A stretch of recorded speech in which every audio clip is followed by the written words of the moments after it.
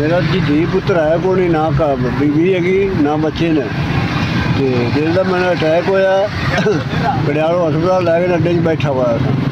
तो उतो लिया के किसी बंदे ने रेहड़ी लाई थी जुतियां का काम कराया बस गल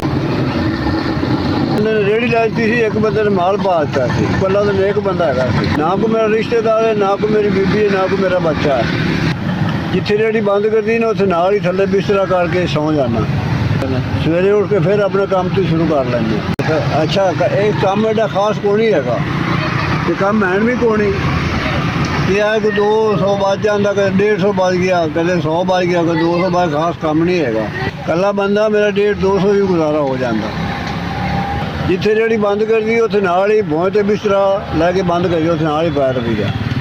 मैं दवाई लैनी है रोज़ ही परेशान होना वा तो पैसे थोड़े इकट्ठे हों तो दवाई लै लवां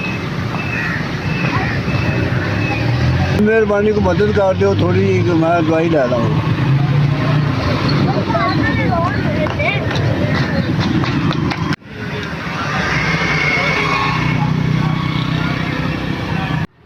जिन्होंने 5000 रुपया बिल भेजा अल्लाह का पाक उन्हें जिंदगी करे उन्हें तंदुरुस्ती देवे उन्हें कारोबार रब बरकत पावे नाले को दवाई लै लवांगा नाले को थोड़े समान लेने वक्त पास हो जाए अल्लाह इन्होंने रब होर देवे तक तुहाडा गल्ला 5000 मेरे तक की पहुँच गया दुआ फकीरा ते रहम अल्लाह दुआ फकीरा ते रहम अल्लाह तुहाडे बनों 5000 मिल गया तो कुछ दवाई लै लवांगा तो कुछ समान लै लवांगा बड़ी मेहरबानी।